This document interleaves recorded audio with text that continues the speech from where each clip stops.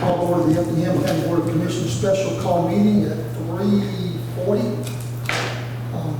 Consideration to resolution to approve the agenda. Got a motion? So moved. Second. Mr. Kiefer, second by Mr. Burdette. All in favor say aye. Aye. All opposed no. And it carries. And I said 3:40 we started. I don't see any public here, so there's no comment on the agenda. So we're going to move forward to our field trip. And we'll return and close this meeting? Yes.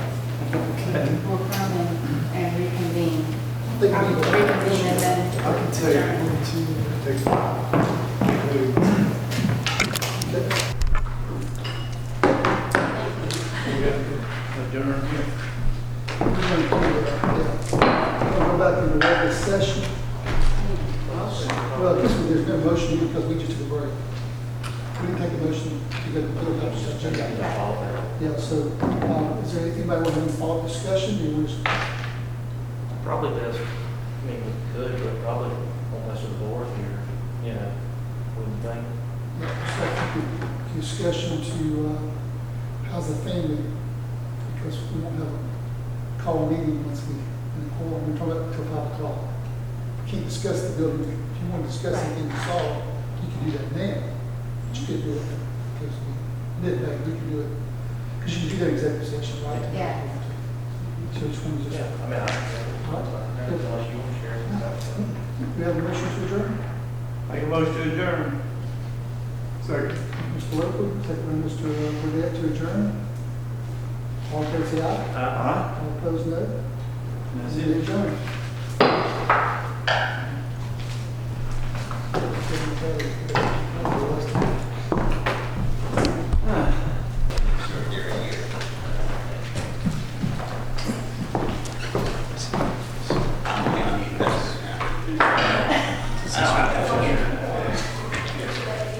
He does.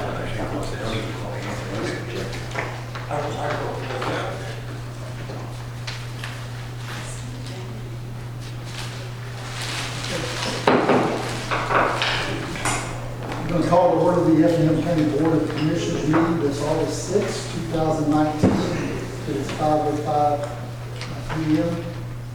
Ask everyone to please rise for the invocation by Mr. Roger Burdette, our Commissioner, and then remain standing for the pledge of allegiance to the flag. Heavenly Father, we're honored to be able to come before you today and to make these decisions on behalf of the county. And Lord, I pray that you're with us in every decision we make and everything, and every word that's heard, that you bless it and be with us, Father, and help us do the best thing for this county and the best thing for our people, Lord. I also want to lift up Tracy Kiefer to you, Lord, Commissioner Kiefer's sister-in-law that is being airlifted out today, Lord, and nobody knows exactly what's wrong, but you do, Lord, and I pray you be with her. Put your healing hands upon her and take care of her tonight, Lord. I pray all this in Jesus' name. I pledge allegiance to the flag of the United States of America and to the republic for which it stands, one nation, under God, indivisible, with liberty and justice for all.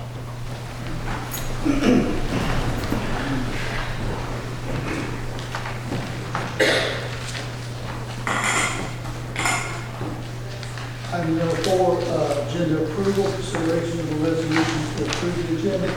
No additions or corrections at this time. Stephanie, No, sir. can you have a motion to approve tonight's agenda? So moved. Second.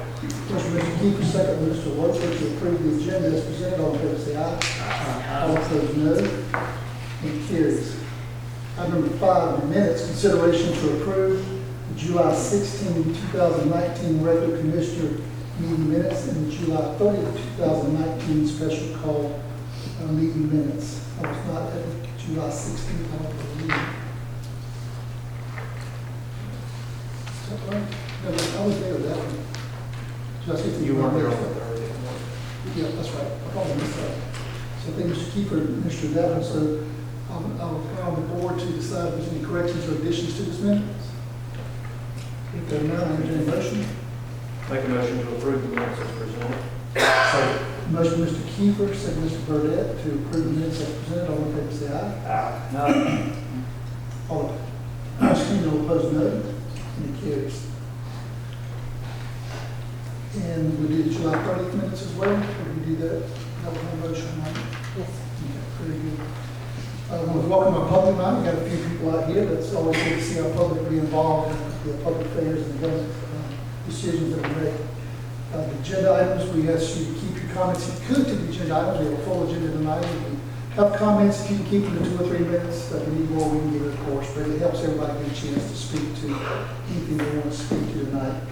All the documents for this meeting are located in our clerk's office. They are posted on our Board of Commissioners website, so if you got a chance to review those documents and are prepared to make any comments.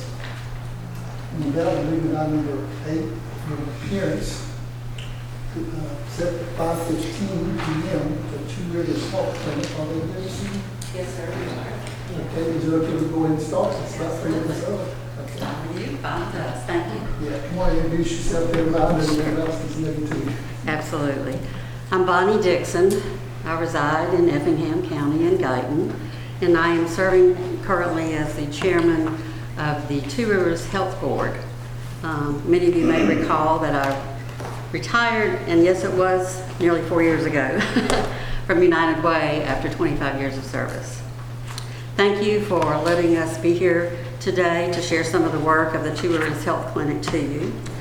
I'm going to start off with telling you who our board of directors are, because I feel that's very important when you see the support and the many years of influence and asking for money and being supportive of other organizations here in our community. We have Rebecca Boston, who is our vice chair. Cindy Grovenstein is our secretary. Lisa Bush is our treasurer. Dr.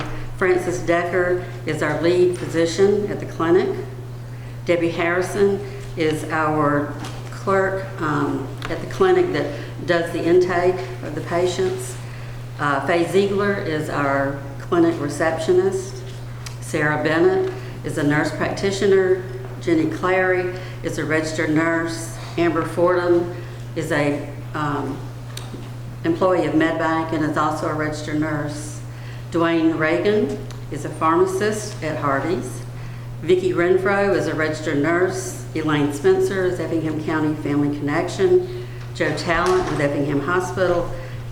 Reverend Joel Tucker at Guyton Christian Church. And we have Melissa Moen as our employee. Going to start off where people usually say, what's the bottom line? The bottom line, of course, is the budget. I want to kind of give you some highlights of our budget, and I'm going to tell you that our total budget for this year, 2019, is $17,950. And yes, I said that correct. We have $300 that goes to the Georgia Charitable Care Network, $500 that goes for events, promotions, and fundraising expenses. We have $125 for medical supplies. We have $150 for office supplies. We have $75 for postage. We have $6,000 that goes to professional medical referrals, Atlantic Radiology located in Pooler. We have medical doctors, professional specialists, $3,000, and they are out of the county as well. We have professional lab services through LabCorp. We get a discount for those services through the Department of Public Health, $1,800, and $6,000 for our employees' salary of 30 hours a month. That includes her Social Security, employer tax, and her mileage. A little history about the clinic, recognizing the need for the free clinic.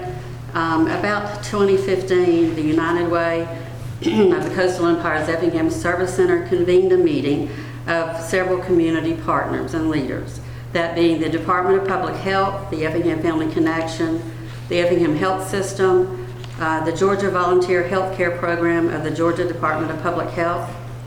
This is the organization that covers the liability insurance for the medical professionals that are volunteers with us. MedBank, WellCare, and the YMCA of Effingham. Statistics indicated that approximately 7,000 adults residing in Effingham County were uninsured and a great portion of them were experiencing the effects of hypertension, diabetes, and obesity. The Georgia Department of Public Health statistics for Effingham County showed that more than 33% of our population was obese, followed by nearly 19% were type 1 or type 2 diabetics, and more than 30% suffered from high blood pressure as primary or secondary diagnosis. Even though 2 neighboring counties, both in Chatham and in Bullitt, have several free healthcare clinics that had offered services to our citizens, but with limited access to public transportation, many of these patients or residents that needed the services were unable to access them. Soon, a board of directors was organized, and the free clinics model of the Georgia Volunteer Health Program was adopted. Filing for a 501c3 status, followed by recruitment of healthcare volunteers, and the clinic opened its doors in the fall of 2015. We saw uninsured Effingham adults between the ages of 18 and 64 and who were at or below 150% of the federal poverty guidelines.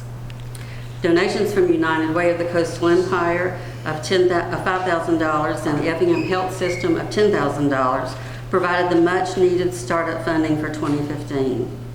In 2016 and 17, 2 anonymous donations provided generous support totaling $25,000. We've been very fortunate since our inception to also have the support financially from several churches, some individuals, some businesses, and some organizations here in the county.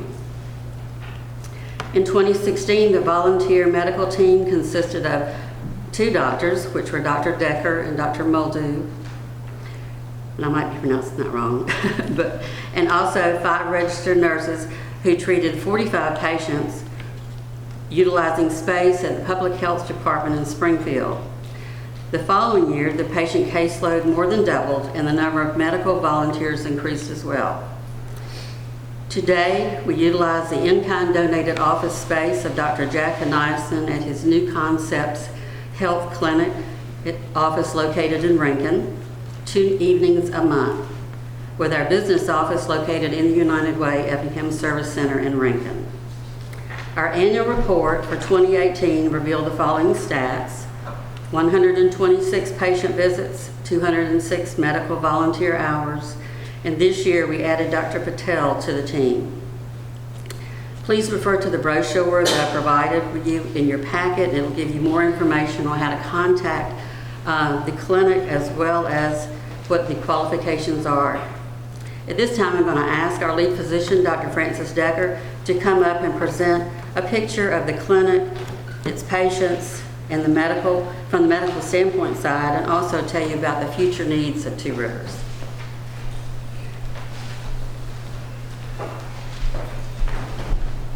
Good evening.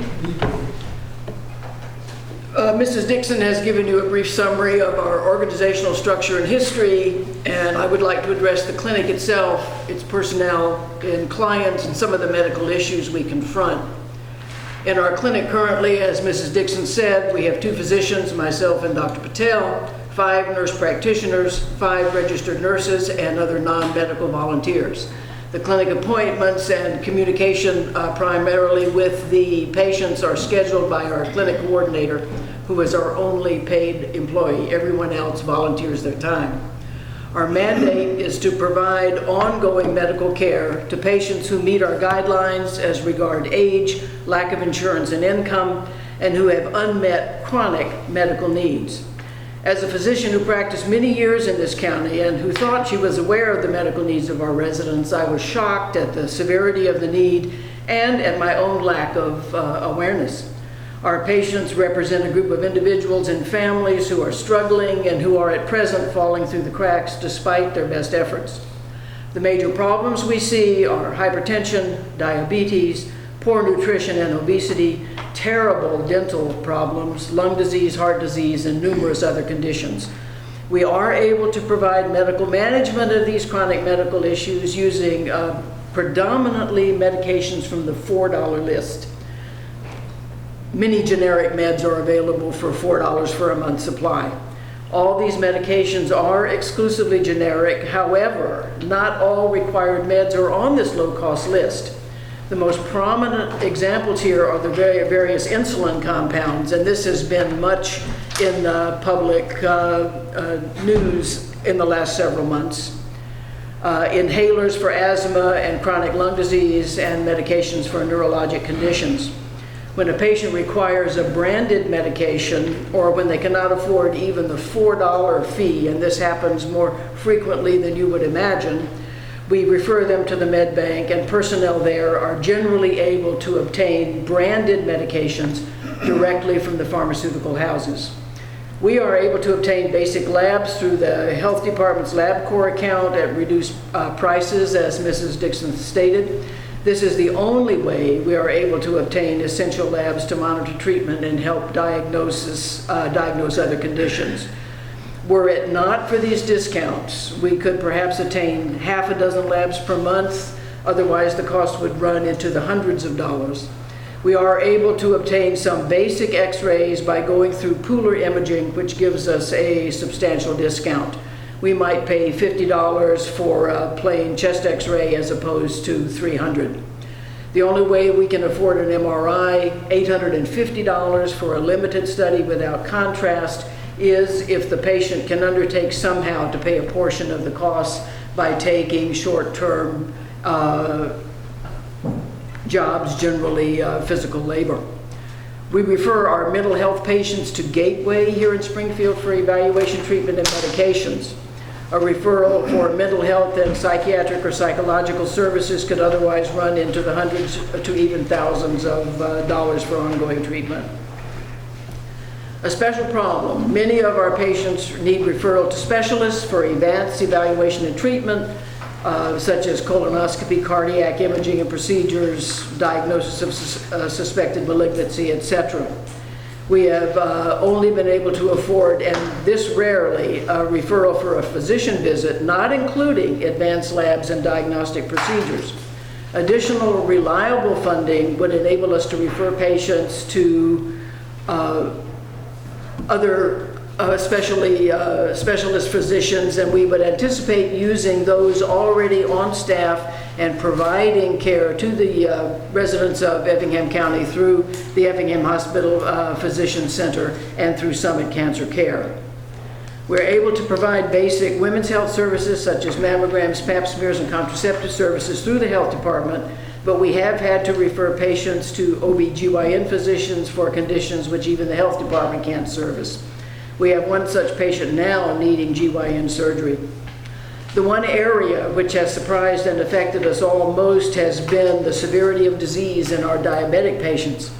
I've seen lab values for tests that measure the chronic control of this disease that I had not seen in 22 years of practice in the county.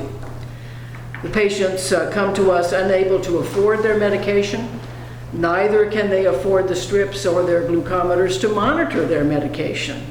Many have neurologic side effects of persistently high sugars, which cause daily problems in their lives. One of our patients has severe diabetic retinopathy and needs ophthalmologic surgery. We have one patient, a man in his 40s, who worked previously in construction and who's developed a condition called Charcot foot, which is a chronic and painful bony deformity of his foot because of his undertreated diabetes. He lost his job when his foot condition developed, and he was no longer able to perform his job and barely able to walk. He's been unable to afford to see a specialist. We are referring him to an orthopedist for definitive care, but for one visit and one x-ray, which will cost $300. This is just an initial presenting charge. As is the case with most of our patients, he wants to work. Indeed, most of our patients do or want to work, and those that do are working for low wages and in jobs where insurance is not provided. Monitoring the effects of treatment between clinic visits is an area of difficulty we hope to address through partnership with the Paramed program, now in its early stages at the local hospital. They have been to our board meeting and presented their program, and they're willing to monitor some of our patients in their homes for their sugars, their blood pressure, etc., to try and keep them stable between visits to our clinic to prevent crisis situations from developing, which takes them to the emergency room. As goals for the future, we are working to expand our services and increase the number of providers as well as the days of operation. Additional financial support is necessary beyond what we have been able to receive from local donors, foundations, churches, and others in order to expand our services to include the subspecialty care as I have outlined. We regard ourselves as working in partnership and cooperation with, not in competition to, the hospital and other providers and agencies. We want to offer services to a population in the county which has been historically underserved. By offering medical management of these chronic medical problems, we hope to stabilize these conditions for our patients and keep them out of the emergency room as their only other available option. Thank you for listening and for learning about our program, and Mrs. Dixon would like to conclude with some further remarks. Thank you. Thank you, Dr. Okay, just in closing, the first quarter of 2019, our patient stats indicated that the typical Two Rivers Health client patient was a 45-year-old Caucasian female, single, residing in Guyton, did not graduate from high school. She's a non-smoker, works part-time, and suffers from hypertension, and will likely need the services of a GYN specialist in the future. Our tracking data provides us with the following information. We have an active caseload of 98. Our youngest patient is 23. Our oldest is 64 years of age. 70 are Caucasian, 25 are African American. 1 is listed as other, and there are no Hispanics. 30 are married, 29 are single, 23 are divorced, 12 are separated, and 4 are widowed. 4 are veterans of the armed forces. 47 did not graduate from high school, 23 obtained a GED, 26 obtained their high school diploma, 3 have trade school diplomas, and 4 have associate's and bachelor degrees. 57 are non-smokers, 41 are smokers, and 38 have indicated that they have issues with family violence, drugs, and/or alcohol. To these 98 patients, the value of the clinic's services are vital to their health and well-being, and in some cases, their life. Did you know that in 2016, the average cost for an insured person to be treated in the emergency room without any medical procedure was $1,843. This is a negotiated price between the hospital and the insurance company. However, an uninsured person's cost for the same ER visit would be approximately $3,000. We estimate that approximately 50% of our Two Rivers Health Clinic patients would have sought medical treatment from an ER if there had not been a Two Rivers. Please ponder these thoughts while I inform you of the dollar value that Two Rivers provides to Effingham County. 50% of our current caseload, which would be 49 uninsured patients that would have sought treatment in the emergency room. So that's 49 patients times $3,000.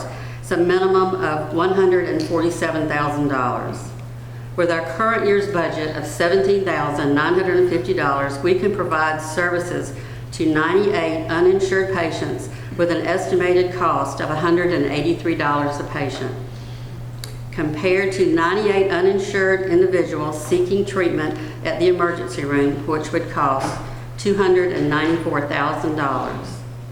It's our hope that this information has provided you with some valuable insight into Two Rivers Health Clinic, its mission, its services, and its very valuable volunteers. As statistics indicate, Two Rivers Health Clinic is only seeing 1.4% of our uninsured population here in Effingham County. And with that, we'd like to ask you to consider funding in the amount of $20,000 from a contingency fund, which will allow us to double our current caseload and cover the much-needed physician specialist cost and other possible expansion services that our clinic and our patients need.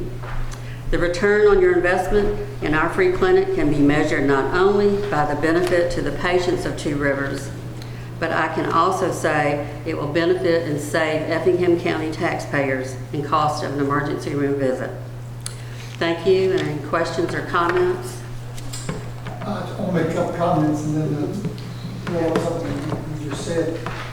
Thank you and Dr. Decker and all those who've been involved. What a great program.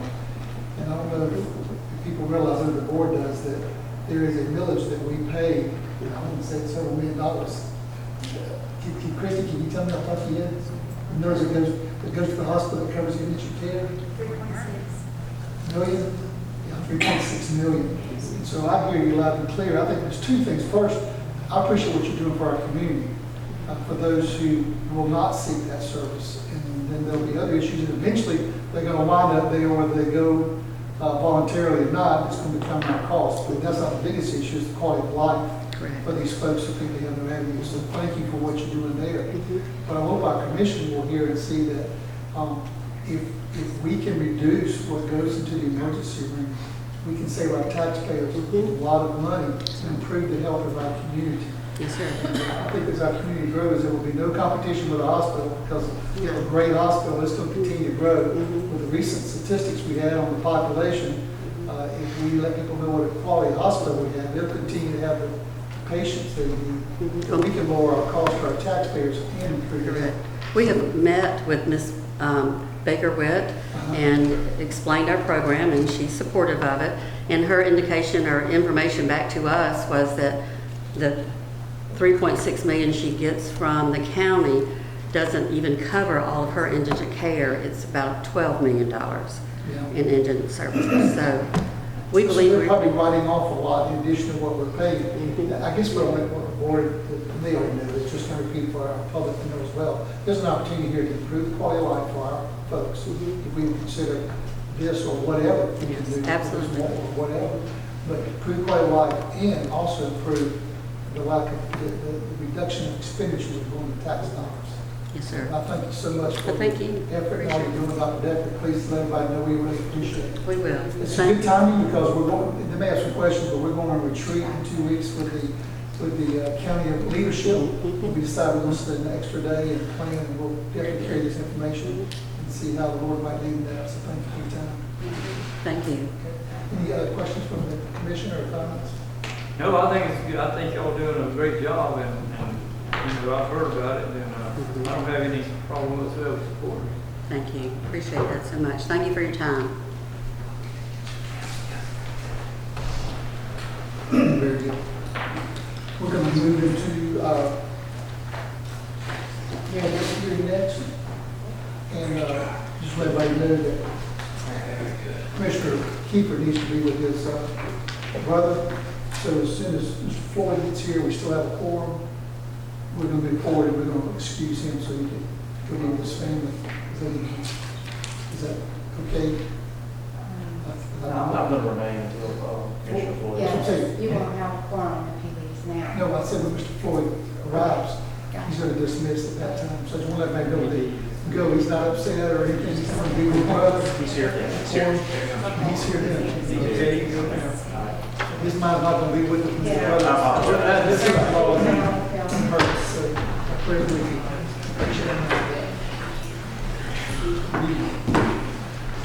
Okay. With that, we're going to go ahead and open our public hearing tonight. We have our third hearing regarding the millage rate that is being voted on tonight. So I'm going to open the public hearing and I'll see if there's any comments from anyone in the public. At this time, I'd like to address the proposed millage rate.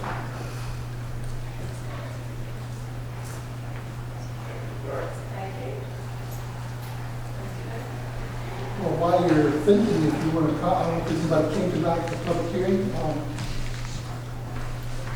I might just share some information that I shared at the public hearing this afternoon in a couple of minutes. I might give everybody a really appreciation of what the board is doing with tax dollars over the years. Steve, I don't know if you have that document I gave you up on the board. I think she's got it, she can put it up on the board so the public can see it. I'll give you a rundown just so you want to kind of understand the history of where our tax digest has gone since 2008 and what our millage rate has done. I know recently it was advertised that we had a tax increase, although there is some increase in taxes. I want to show that when we reach taxpayers, we really do not have much of a tax increase.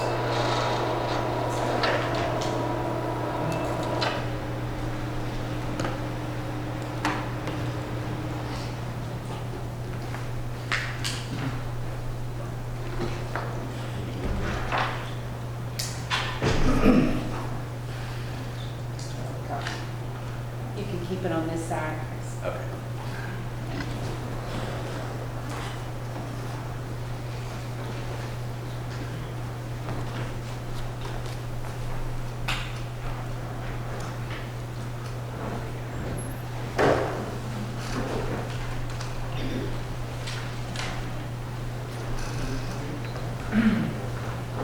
There you go.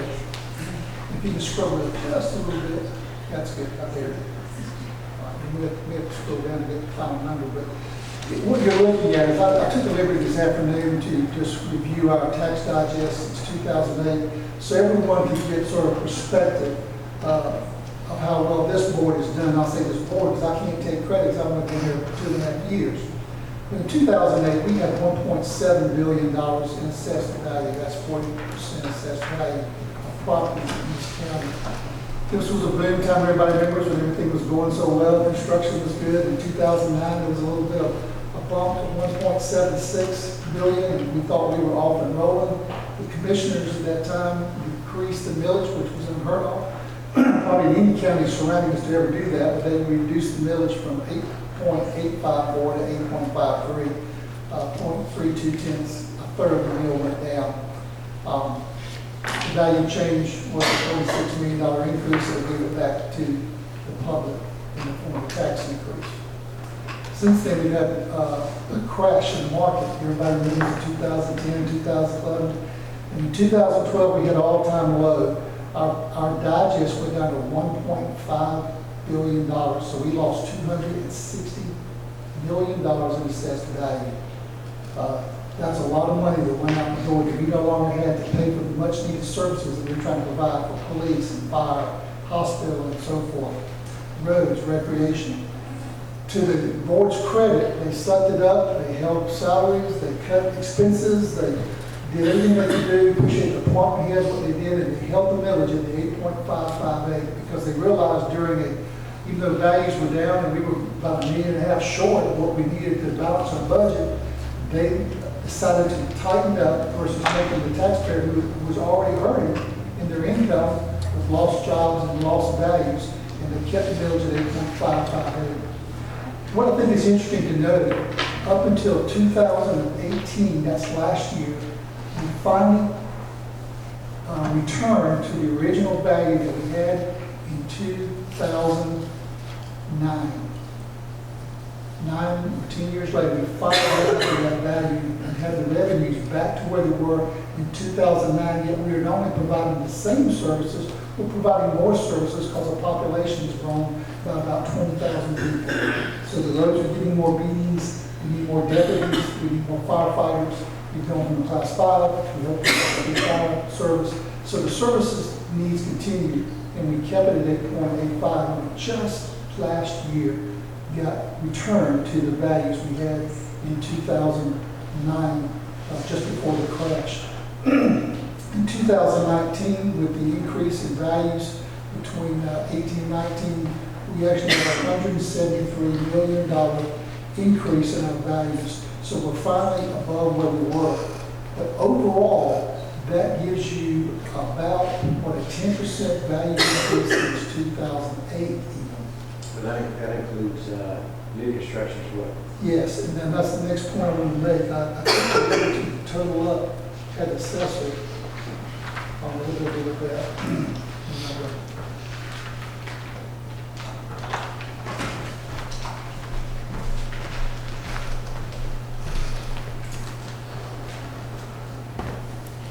I can give you the number, and if you want to see what I'll find that's up here somewhere. We've had over $400 million of new construction since 2012. So in 2012, the all-time low of 1.5, we've had $400 million of new construction, okay? So if you take the $400 million away from the 1.9, we haven't really increased the property values of people like me who lived here for 40 years and many of you who've lived here 30, 40, 50 years. We've had a very little increase on the real estate of people who've lived here for a long time. Most of our value getting back to our 1.754 last year, now 1.9, has come from new construction. And that's what this board has been committed to, is trying to find ways to grow the economy, to grow the construction, put the infrastructure in so houses can be built, so we get rooftops, so we get restaurants that pay sales tax, all those things that help us keep the tax millage at the same rate. So I thought from a little perspective, it kind of shows, yes, we are up to 1.9 million in our billion, excuse me, in our digest, because that's in thousands. In 2019, 400 million of that is based on new growth. So, like, my taxes are a little higher. And for example, if you have a $150,000 home, we did have a 3.67, which is the highest increase, but it's very small. That's why we had to advertise it as a tax increase, because it's over 3%. The state says even though you don't increase the millage, you must advertise a tax increase if it's over 3%. Am I correct on that? And so 3.67% value increase average across the board on a $150,000 house, if that was the value of your house. You have $5,000 additional value. 40% of that's taxable. That gives you 2.2 in taxable value. And our current millage rate of 8.639, that would be a $19 increase on the average home. So about $1.25 per month is the increase on those of us who own a house and have owned property in the house for a long period of time. It's $300,000, you can double that's about $38.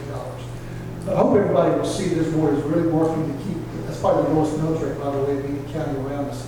And we are committed to keeping that millage rate. We're not looking to increase next year. We're looking for new ways to get the revenues from sales tax, from developers, and in ways that we don't have to put a burden on our property tax. So I thought I'd share information that may help give perspective as we're talking to our friends and family around about what the board is doing. And with that, I'll try one more time to see if anybody has a question or comment about the millage we're fixing to propose.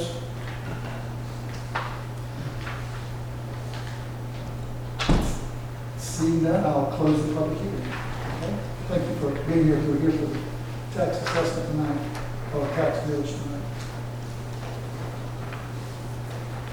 And with that, we move into our consent agenda. There are 2 items on our consent agenda. Consideration to approve a sandwich permit for Turkey Shoot located at 187 Church Road. That's item 1. And item 2 on the consent agenda is consideration to approve the anticipated collection and addendum from non-federal source SAVE. Do I have a motion to approve the consent agenda? Make a motion to approve as read. Second. Motion, Mr. Lewis, second, Mr. Ford, to approve the consent agenda as read. All in favor, say aye. Aye. All opposed, no. And it carries. We move into old business. Item number 1 in the old business is consideration to approve the immunity agreement for lodging excise tax distributed with the Effingham County Chamber of Commerce. Table on June 18th. Good evening, Fiona Charlton, purchasing agent. The board approved a hotel motel tax in June of 2013. It levies a 5% tax on lodging charges collected on accommodation in the unincorporated areas. The ordinance requires the county expend 40% of the revenue collected for the promotion of tourism by way of contracting with private sector non-profit organisations as defined by OCGA 48-13-50.23. The current agreement actually provides 80% of the revenue collected to the Chamber of Commerce for the sole purpose of promoting tourism. The current agreement will automatically renew for 1 year, commencing July 1st, 2019 for fiscal year 20. Staff recommends alternative 1, board approval to allow the agreement for lodging excise tax distribution with the Chamber to automatically renew. Any questions? Thank you. Any questions or discussions? Do you have a motion to approve alternative number 1? Any question? We have somebody who wants to speak. Let's see. I'm sorry. Come on up. Sometimes you got to wait that. You're reading. Hi, my name's Tom Hodgson. I'm president of the Historic Effingham Society. I forwarded a letter, I'm not sure if you've gotten it, regarding who we are, what we do, and within that letter I provided you with some data on what has occurred, for example, within the past 6 months. We've had over 400 visitors. Approximately half have been from Effingham County. Many have been from South Carolina, other counties adjacent to ours, but we've also had many from other states, as far as California, Maryland, New Jersey, New York, Florida, and states, other countries, which include places as far away as Australia, Germany. So we have a significant role in tourism for Effingham County. And what we are requesting is consideration to help us with our mission, which is to highlight tourism and the history of Effingham County, both to our citizens, which is educational purposes. Every year we have many tours from our school systems to bring our local school children through and educate them on the history of Effingham County. We have educational meetings. We have Old Effingham Days, in which we have 500 to 700 people come a day. We rely on our fundraising and donations primarily. Although we're a nonprofit, we haven't been heavily involved in any other funding resources. And we are one of the, if not the largest, historic center in South Georgia, if not all of Georgia, from what I've been able to locate. Our living history site, which is down the hill, has 13 facilities ranging from barn from the 1790s to houses from the 1800s to one of the first railroad depots, schoolhouse reproduction. The city of Rincon 2 years ago gave us one of their early post offices that we transported here. So we spend a lot of time maintaining those facilities. But to take our site to the next step, we want to increase our awareness of our site and our mission, both locally and in Savannah, to bring even more tourists to us. So what I'm doing is asking for consideration for some of the tourism money. Do you work with the chamber currently? We don't receive any funds from the That's chamber. what we did that from the chamber. No, we don't, not a big funding, but I mean, help with the singing or something. I was going to say the chamber helped them with all, but they don't. I mean, they help promote, I wouldn't think they would fund it. I mean, I just joined the society. So I mean, that's the way that works, but I mean, individual funding for each nonprofit, I don't think that's what the chamber's trying to do. They're trying to do it for all nonprofits, not one individual. The chamber doesn't provide any, right.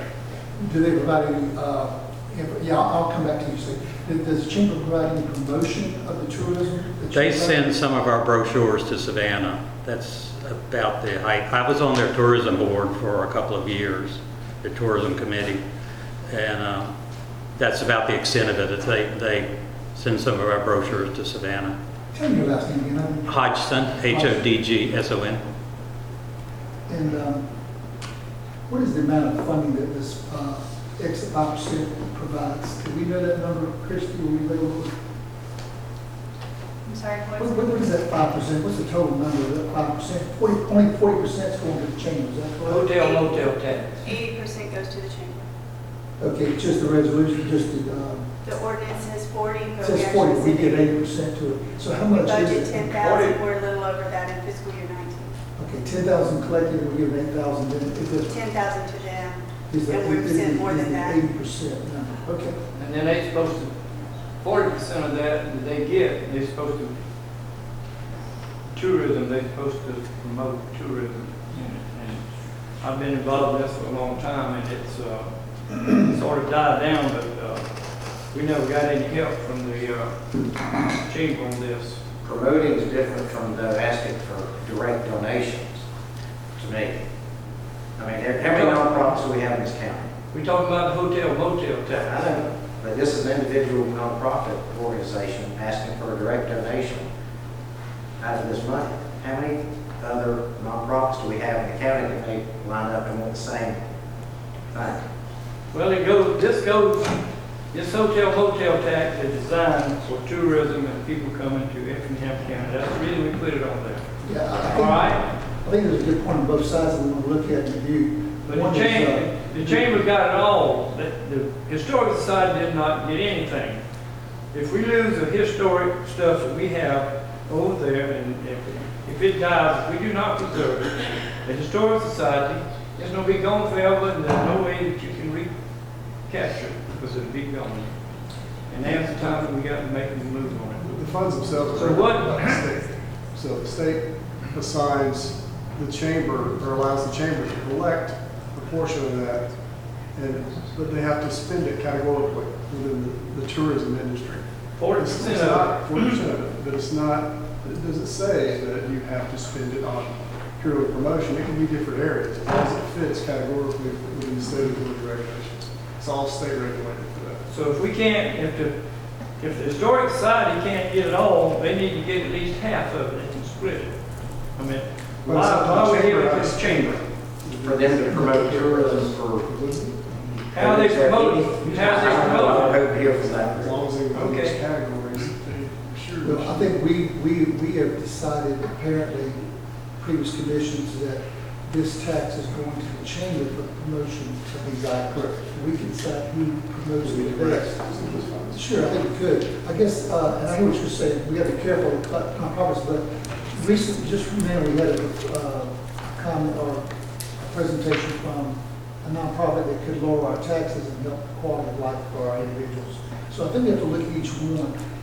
My thought is if it promotes tourism and brings people into our community, and we can verify and justify that, I hear what you're saying. And, yeah. Maybe something we need to consider in distributing a portion of this money to them. And I want to see it first as a donation and as something that promotes value to our community, to generate more dollars and attendance. But Yeah, we intend to, our mission is to promote tourism, if you will, the history of Effingham County.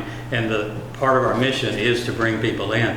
And that's what we were looking to use funding for, is to increase our profile over the internet, through presentations. Right. yeah, and so, yeah, I'm not saying that Couldn't I'm spend ready those to funds change it, but on I'm ready to look at it. refacing monuments. I just talked about two different entities. There used to be two chambers that were bickering. It was been years ago. And I just don't want to get back into that situation again, where they're like, I won't have, I'm doing this. It's not done. We have one chamber supposed to promote tourism. Well, that's what I'm here for the next. I think she's going to help us with Well, that. we were doing it too. That's what I'm saying. We had 2 or 3 entities trying to do this, and it was nothing but a bunch of bickering. But what they're doing over there is history, and they know what they're doing, and they know what a historic sites is, and the whole 9 yards. I've been involved in it, and I know I'm it. not saying they don't. I'm just Okay, saying we get 2 so or what's 3 the of purpose? these. So what's the reason that they can't take half of it? Give the chamber half of it. But I'll give them a little money, they don't get any money from anybody. We gave them money at one time, but we quit that years ago. So we need somebody to promote tourism and the historic places in Effingham County. And that's what Let they're me take a doing. moment and hear from the chamber. I'd like to hear what they do in this area with the resources and kind of refresh our memory. Let me ask more questions for you just a minute, Mr. Tom. Okay. Y'all got me, because as you know, we are currently without a CEO, and it's open house at the schools. So I'm the spokesman for the chamber tonight. State your name. I'm sorry, my name is Becky Shea, and I'm with the Chamber of Commerce. The ordinance that is referenced in your packet, the OCGA 48-13-50.23, states that the recipient of the hotel motel money must be a 501c6. Okay, so that's your point. The chamber is the only 501c6 in Effingham County. I had that confirmed today with the Dr. Tyler Reinagel, who is Director of Office of Planning and Research for the Georgia Department of Community Affairs. The Chamber serves as the official welcome center to Effingham County, staffing the front lobby of the Chamber IDA building full-time. I am now located in the front of the lobby when y'all come in. In the last 2 weeks alone, over a dozen county maps were given out by new citizens to the community that stopped in just to find out where they needed to go and for me to point out where the county courthouse was and all that. The Chamber maintains a countywide calendar of events on its website, and all events can be put on that website. We put every event on there that we know about. If we don't know about it, we can't put it on there. The Chamber hosts the night in Effingham to showcase the county restaurants, caterers, and the Mars Theater, which is marketed to and attended by citizens from all over Georgia and the Southeast USA. We have registration data to prove that. The Chamber is working diligently with GDOT for approval for the I-95 Visitor Center display for Effingham County. We've had that up at GDOT for probably the last 3 or 4 months trying to work through all the steps. The Chamber has just designed and distributed rack cards, new rack cards. And annually, I've talked to those people, they put out about 5,000 of those cards. They are at 150 locations, including the airport, hotels, visitor centers throughout Savannah, Chatham, Tybee, Effingham County, and even as far south as the St. Mary's Visitor Center. That is a charge that we pay every month for them to do. We receive 6 to 8 newcomer packet infos where I put together information about Effingham County, send that out every month. Our plan this year is to design and create a tab on our website so that newcomers can go there instead of waiting for something to come in the mail. And my idea is for us to have even like a magazine that we can give out with that information. The Chamber is launching a new tourism campaign titled Experience Effingham. We've already got the draft maps and everything. It's a map that has a menu to the side that has a whole bunch of, all of Griffin's Lake, the rec department, all that kind of stuff. The Chamber, through its tourism committee, which is being revamped, we have not met in a while, but it is being revamped with the this new fiscal year. We're going to be launching a collaborative working group with the county and the cities to revisit and update the plan that was done. I believe it's been like 2012 when I first came here. There was a government plan. Somebody came down and did a tourism plan. Correct. We did that. So we want to revisit that and get that back established so that everybody works together on this is the way that we need to go. This is good information. I think, and this one you can talk about some more, I think the first thing you said was it's got to go to a 501. It's got C6. C6. So that really tells us what we need to do tonight, but that doesn't mean that you may consider having someone from their tourism committee, 1 or 2 to serve on your board, that tourism board, so they have direct input and the information. It doesn't mean we as a board can't look at the other 20% that's not committed to that, or give it any, and see if we think that's a value to our community to help the tourism folks, but we have no choice in this. And I think too that like the Historic Society, they need to know that if they want to be included in our budget, then to my knowledge, we've never been asked to sponsor anything. That is part of tourism. Well, let's do that. Let's move forward with I got a question for Becky. We're the ones that had that book made. I was involved in it. We brought those people from Atlanta. The county paid for it. We put them up. Put them up. They come down here 2 different times. We put them up and we bought all the food. Effingham County did. All right. They made all this food and all the thing. We did the 150th year thing over there at Guyton. The Chamber did not help us one bit with that. I worked that event. Huh? I worked that event. Where at? Over in Guyton, over at Woodlawn. Oh yeah, you weren't at it? I worked that event. So did Rick. Yeah, y'all had a little, yeah, but y'all ain't have enough. How many tours have y'all ever given in Effingham County to? We actually had the tour companies out of Savannah come up here. We rented buses. We took them 2 different times. We took them on tours of Effingham County. They call them, the name escapes me right now. But we took them to downtown Springfield. We took them to the all the antique stores. We went over to the museum, the Life History Museum. We went down to Ebenezer. We took them to Butterducks. We had lunches and everything for them. The point of doing that was to bring them up here to see what we had in Effingham County, to try and get them to have day trips that would come up here. Well, we tried that. We had numerous trips. We took them to places that, if you didn't, we took them to where our first governor, where he lived. We also took them down to the Ebenezer Creek. We took them there. They drowned, and y'all, I know y'all. We didn't go there, but we did actually a bus tour, or driving bus tour of a lot of places. We should have been, the Historic Society should have been, and we can get the 501 C6, whatever it is. I mean, we can get it. We're not wanting everything y'all got. All I asked was, we're asking for half of it, which is Well, that's an option to the 501c6. Yeah. So that's what I'm saying. I think right now, and we can get that. Ford wants to make a comment, but I think right now, what I'm going to suggest at this comment is that, that they have more representation, that we get with them on the budget and see how we can cooperate and work together, and then we can evaluate for the future, is there something we can do to create 501c6? Yes, sir. This shows exactly what I'm talking about. This shows a competition between the 2 entities. They need to be working together through, I think, the chamber. If the Historic Society wants to be involved and wants money, work through the chamber. Y'all work as a team, make it happen.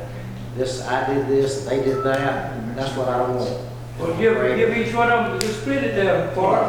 We had it before, and it was this every year. No, it won't. It won't be every year. We get half of it, and then get half of it. Now you guys have a common interest. That's So what you have to do is get together to go to the chamber and work directly with them. You have a common interest, and your goals are somewhat the same in those areas. If you'd like to There's give no us point in a- splitting this up or assigning this to that or that. It's the chamber's job to spend that money in those categories. If they don't spend that money in the correct category, they can lose that funding. That's correct. It could be audited. I've seen it happen, and I've had to go before state representatives to get it back for another chamber because they lost it because they spent it in the wrong places. So they have to spend it on tourism in some way. It has to be categorically correct to be able to continue that funding. So they have every character to work with. We cannot change it tonight anyway. Because we cannot offer it to someone else's point. I think you guys get together, if you'd like one of us to go to the meeting with you, and I think cooperation, working together would be awesome. Would be the first step. I think you might can help each other more. Yeah, I just want to make a comment that we were Microphone, please. on the board, the tourism committee, until it dissolved, but we have been on there for years on the chamber. I think that's a good start. Get Good thing. them back going again, have them a part of that so they can look at budget needs, and I think that'll go a long way. So- And I think that is part of it, is we need to know what they need. Yeah. Other than just supporting. We have been supporting You all guys their events. communicate and get back to us, and we'll see how we can help support. That's good. what I'd like to see. Just you guys having unity and working together, we get so much more done. Yep. Yep. All right. We're going to try to move on because this is not, we have lunch item on the agenda. I'm still going to ask for a motion then, but that's really another one choice. I'll make motions. Motion for alternative one by Mr. Floyd, second by Mr. Burdette. All in favor say aye. All opposed no. Okay, so we have Mr. Local voting no. And the ayes have it, so it carries. Okay. Item number 2, an old business, consideration to approve to renew the operation, maintenance, and consulting service agreement with EOM Operations, the division of EOM Public Works LLC. board has an operations, maintenance and consulting services agreement in place for civil engineering services with EOM. This amendment renews the agreement on September the 1st until June 30th, 2020 for the fee of $325,000, an increase of $30,500. Did you all receive copies of the amendment? We received It was added at the last. originally, which was a different number, and just kind of if I can just take a minute and catch the rest of the board up. Mr. Chairman, just for information before you get too involved, Jamie's not here, and he wants this table for 2 weeks, because he wants to be here when we go through this stuff. So he wants to. Did he tell you what to tell you? He wants Because to he take. didn't tell me, he and I spoke today. Well, I talked to him, and he talked to her also. He didn't tell me he wanted to table. Yes. Well, I'm going to entertain a discussion and a motion. If we have a motion to table after I share, then we can certainly table it. But I think we need to share the information that we have.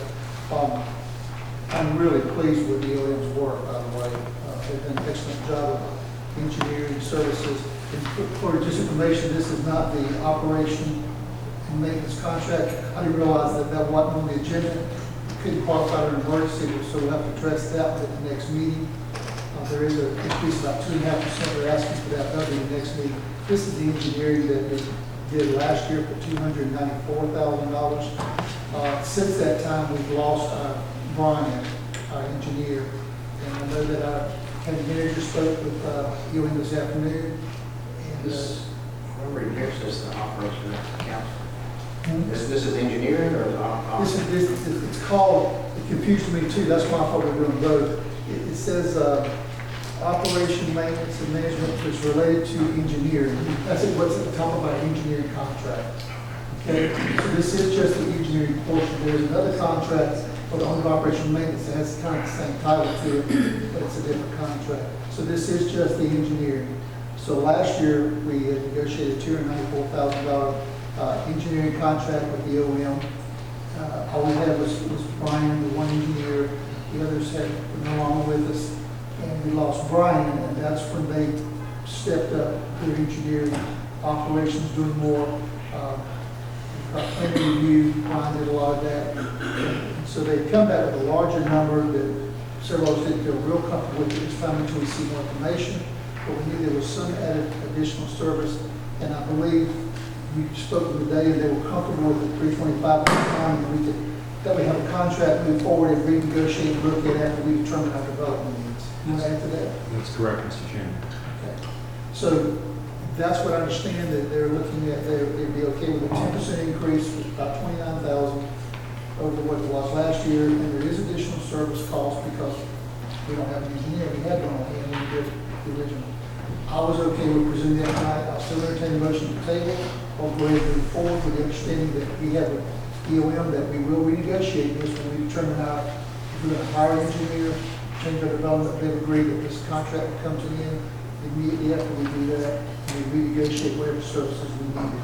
And that's what our manager could help us with, along with the new engineer, to determine what are the future engineering services. And if we want to table it, we can, but I'll entertain a motion to table or a motion to approve the amendment for $325,000 for engineering. Okay, county manager. Sure, yeah. How do you feel about this? Would you like more time to get more involved with this before you move forward, or do you feel comfortable doing this, having so little time on the job to really grasp what's going on and understand we've had personnel changes and some other things that's happened within the organization? How do you feel about it? Well, I think the understanding that we had when we discussed this with, or I discussed this with EOM today, was that there may possibly be some changes this year, and they were open to those renegotiating some of those terms to take into account if we were to bring on a engineer for the county. So it's that flexibility that gave me comfort in this. It allows us to kind of buy some time between now and then, sit down with them, go over the scope of services and determine kind of the proper reading of the contract to make sure that what we need now, because this was written 3 years ago, is properly addressed in the agreement. And so I'm comfortable with that because of the flexibility that they have. Is this written in a way where it can be altered to fit our needs shortly down the line if we choose to go back to the engineer of the county? That's my understanding. It can be terminated, I believe. As long as you respond to that, I understand that we had discussion twice already with them, that if we determine we don't hire one, that this contract will be negotiated. If you're ready to go back to the other figure because Or lower. if that's the reason. Or lower. Or lower. Yeah, or lower. Thank you. Kristen Oxiger with EOM. You do have terms in your contract that state that you do not have to be bound by previous boards or changes. You can renegotiate and you can terminate based on those. So you do have those Not terms in your necessarily contract. terminate, but to kind of move If forward the together scope without- changes, there's a specific section that if the scope changes, that also is a renegotiation for your contract, whether it's an increase or decrease either way. So. Yeah. I think both parties are going to have to agree if there's going to be an amendment further down the line between now and maybe next year. I mean, it sounds like that's hopeful if that were the case, but I don't think it's as simple as we just agree not to do this 3 or 4 months down the road. I mean, I think the prudent thing to do is table it. I mean, we're missing 2 commissioners, and I think this is that's a fairly big decision. So that'd be my recommendation.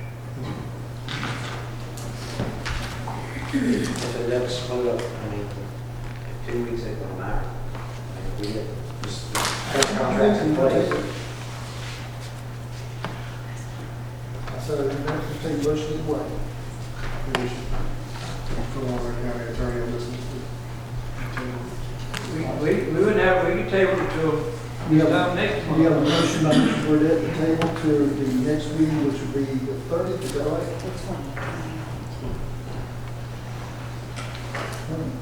Oh, yeah, I'm looking at the 7th, July 8th, sorry, yep. To August 20th. You have a second? Second.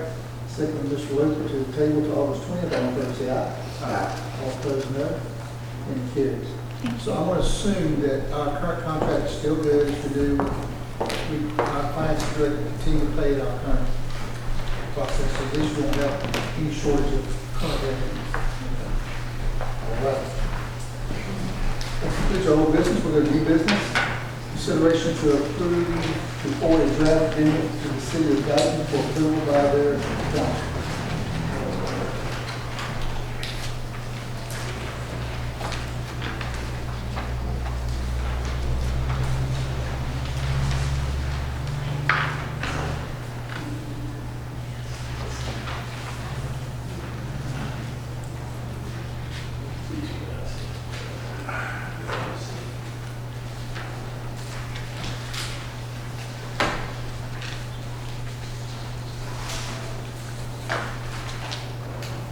Who's presenting this? What's that?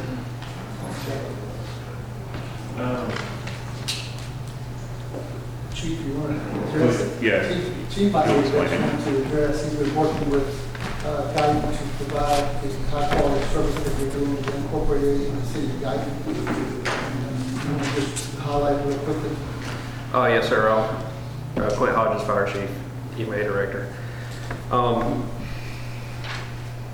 How far back do you want to go with this? Not far. I mean, they need some help. The city of Guyton has been entertaining the option of contracting with Effingham County for fire services. There's been discussions back and forth between Commissioner Deloach and the city. So this was what we were proposing to send back to them. I don't think there's any major change as to what was originally sent to us. I believe there's some legalese that our county attorney could speak to on that behalf. But this would actually, there would be a fire station built in the general vicinity of the city of Guyton. It would be operated by Effingham County. The employees are ours. So even if the city does decide at some point that they want to re-establish fire services within their city, that it doesn't have any bearing on us. The station's ours. We'll continue to operate it in the same form that we would if we were to do it right now. This is similar to what we were Springfield. Yeah, it's gonna be identical. We're gonna give the same high quality service that we give to constituents in Incorporated in Springfield and El Guyton. I'd like for us to believe we're gonna give them an offer, a contract that thinks that they can accept. We will hopefully understand that the attorney's gonna make that offer so that we would have the fees assessed on the tax bill as a special service tax district, like we're doing at the tax commission here. I don't see it here, but currently we are Springfield fee, and then Incorporated is going on the tax bill. Our tax commissioner is collecting it, remitting it directly to us, and we're going to provide a proposal that can say that. So if you approve it tonight, that's what you can provide. The same service we provide in the corporate area, we'll collect the same fee through our taxes to be remitted to our county. Could I state that fairly clear for what we need? Yes. The other thing would be the arbitration clause. They would like that removed. I don't particularly have a problem with that. It's a year agreement, and you can terminate with 90 days notice prior to renewal. So. And I don't see any problem with that. You, Chief? No, sir, I do not.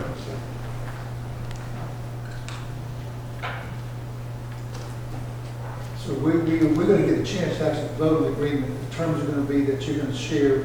He's going to provide it the way we discussed tonight, provide it to them. So if they want to tweak it before we do our vote. So I guess we're not looking for. Are we looking for a vote then?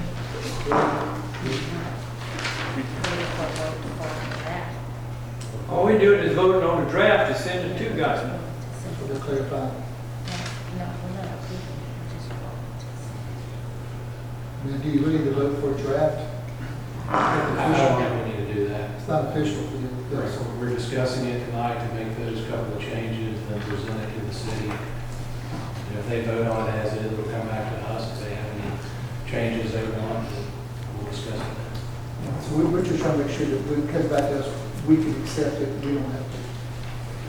Just as we discussed tonight, we would hope this board would approve it unanimously when it comes back. Okay? All right, so we don't need to approve the draft, we're going to let that, it's just a discussion item. Okay? Any other questions? Thank you, Chief. Appreciate all you do. Item number 2 under new business. Consideration to approve to award the contract and issue a notice to proceed with 2019 road maintenance and improvements to McClendon Enterprises Incorporated. Fiona Charlton, purchasing agent. An invitation to bid was reissued for the 2019 Elming maintenance and roadway improvements. It was advertised in the usual places and sent to known vendors. A mandatory pre-bid meeting was attended by 3 contractors. Bids were received from all 3, with the low bidder being McClendon Enterprises for a total bid price of $1,150,294.75. The bids were reviewed by EON, who recommended McClendon Enterprises to perform the work. McClendon Enterprises responded in accordance with the invitation to bid and provided the required bid bond, and as the county attorney has reviewed and approved the contract form, funding is available through Elming Splost. Staff recommends alternative 1. One quick question, do we have to have this expended in 19 or just shortly thereafter? I think as long as it's short, this is 19 money, I know they like it to be spent fairly quickly, but I would suspect most of these road projects will be done by January, February, the latest one. I think it's 100 and, let me see what it says in the contract. I think it's 120 days, something like that, maybe 90 days. I think we're okay. If you don't, if that didn't raise any questions, then probably we're good on that. Getting a little bit late start. We'll get this year. Any other questions, discussion? Do you have a motion to approve alternative 1? Make a motion to approve order number 1. Second. Motion Mr. Lucas, second Mr. Floyd, to approve alternative number 1. All in favor say aye. Aye. All opposed, no. Any carries. Item number 3, consideration to approve amendment to the master agency agreement, product and service schedule to the master agency agreement with Alcohol Monitoring Systems Incorporated, AMS, for the use and monitoring of SCRAM, secure, continuous, remote alcohol monitoring devices.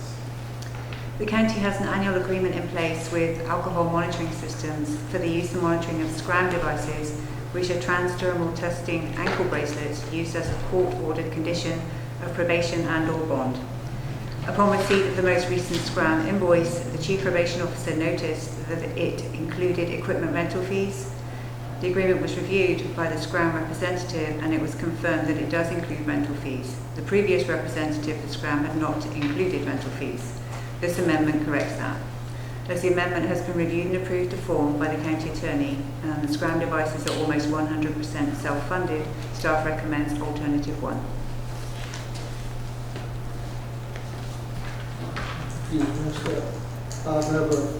Any question or discussion? Do you have a motion for alternative 1? Make a motion to approve alternative 1. Second. Motion Mr. Floyd, second by Mr. Roper for alternative number 1. All in favor say aye. Aye. All opposed, no. And it carries. And number 4, consideration to approve an agreement for wetland mitigation services for the McCall and Blue Jay intersection project from Resource Land Consultants. The Board has a contract in place with Resource and Land Consultants for wetland delineation and mitigation permitting services for the McCall and Blue Jay Road intersection project. On December 4, 2018, the Board approved for Resource and Land Consultants to perform Section A of their proposal, which was for wetland delineation. Staff is requesting that the Board now approve Sections B to D of the proposal in order to permit the wetland mitigation through the United States Army Corps of Engineers. Section B will be performed for a fee of $2,600. Section C, which will be needed if the Corps of Engineers request a field inspection, for a fee of $800. Section D includes 2 subsections for permits. The Corps will determine what type of permit is required. Section D1, a nationwide permit for the fee of $3,600, or Section D2, an individual permit for the fee of $22,000. The proposal from Resource and Land Consultants has been previously reviewed and approved to form by the County Attorney, and funding is available under Capital Project 2019-022015. Therefore, staff recommend alternative 1. Any questions? Okay. Any questions or discussion regarding this?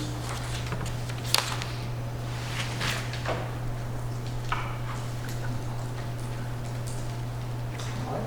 Hearing none, a motion to approve alternative number 1. Okay, alternative number 1.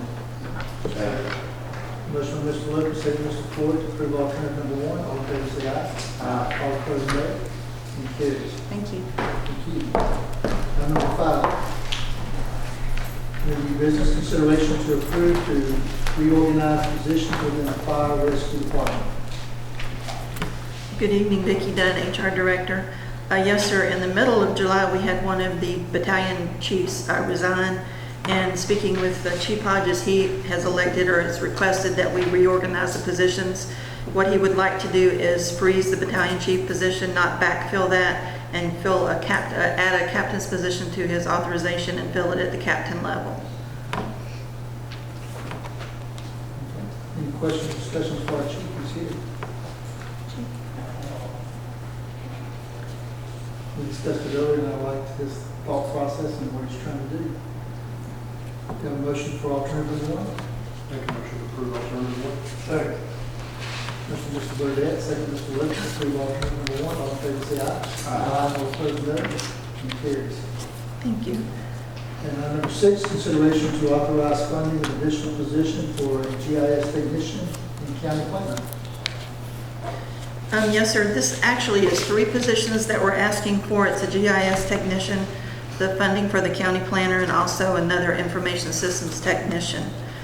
Based on the workload of our IT department, we are severely understaffed, I believe. Everything now is going towards computer. We just put our time cards on our computer system. Everything is becoming more automated, yet our staffing level has not increased in the IT department. Our information systems technician that we're asking for would be someone that would support like the help desk, would be able to go around to the different departments and set up computer systems, download software, things like that. And our GIS technician, we're looking for a GIS technician based on the mapping and things like that. We're getting a little behind in the keeping up with the zoning administrator as far as getting the plots moved, and the tax assessor's office is also requesting additional help. And then as far as the county planner, this was discussed, I believe, with y'all before Mr. Beckett left. We did not discuss the funding for the position, so this is for the actual authorization for funding of the county planner position. I've provided information as far as the workload that the IT department has, both on the IT side and on the GIS side. It's in your packets. What do we use the GIS for? Who uses? I'm gonna let Chris answer that. He knows better. And the reason why I said I thought a lot about it, and it's a year and a half behind on a lot of stuff. It's way behind. So I'm curious as to who actually is using it, because the tax maps that the tax assessor's website uses are way more updated than what we have. So what does the GIS provide that that map doesn't already provide for us? Chris Reed, IT Director. The GIS technician actually updates those tax assessors maps every time that a parcel comes up to be split. Anytime we have a new subdivision created, the GIS department actually draws those splits out and identifies, where those are. The tax assessor's website, when you query on property, you Yes. pull that property, is that GIS or is that some other program? That is part of the GIS. So how can and I pulled up, I was curious about this yesterday, I pulled up GIS maps. Yes. And I pulled up the tax assessor maps, and they don't match. They're not always synced up at the same time. So I'm curious as to why we need two. Why we need two maps? Yeah.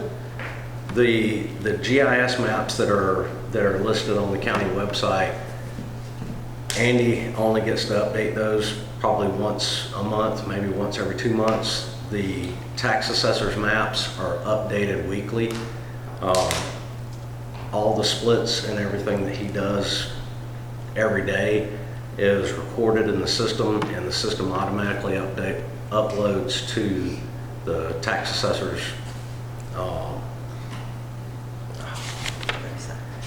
the QPublic website. It uploads to that weekly.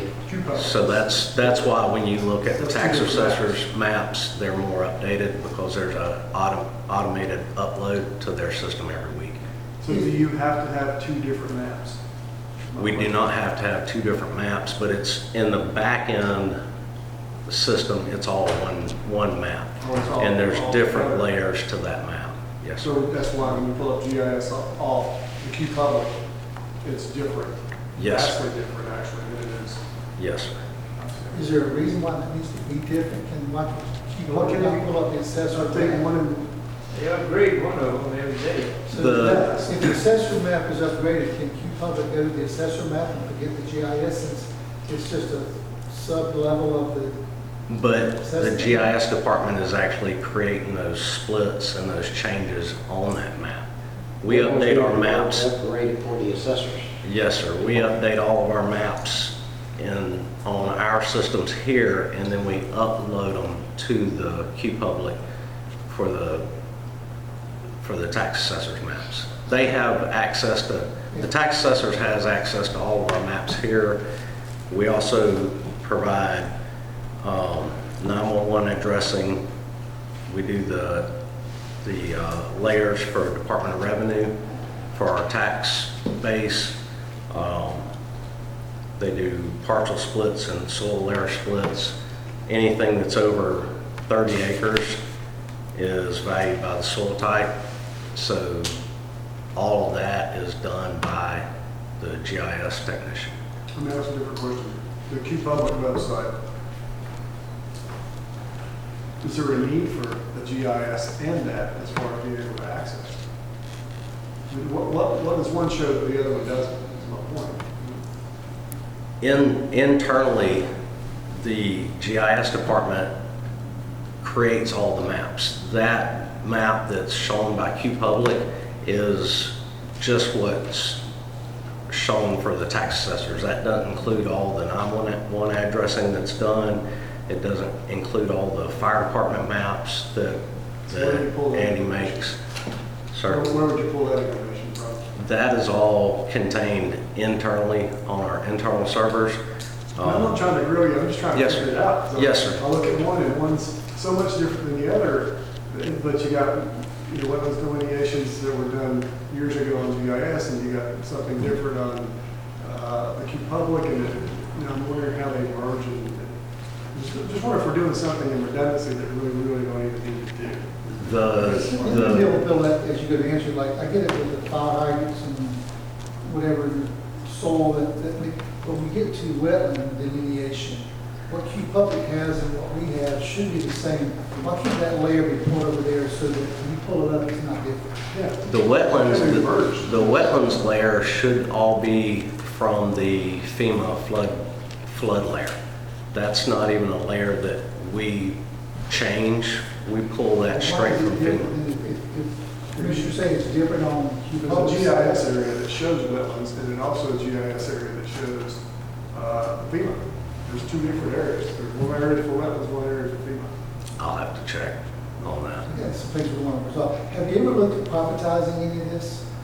I have had some discussions recently about that, looking at an outside firm to do this. And it's an option that we can look at in the upcoming year. I know currently we're in our 3-year annual cycle for our 3-year maintenance agreement with Esri, and until we get out of that 3-year contract, there's not a lot of changing that we can do.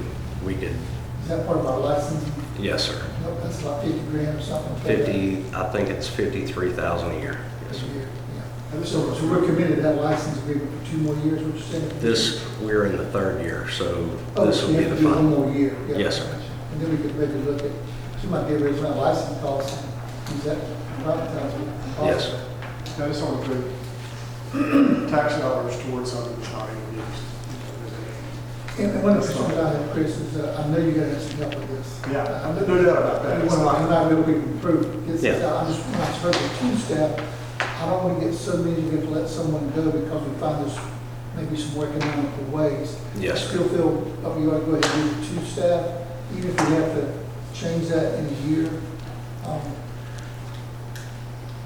I believe my biggest concern is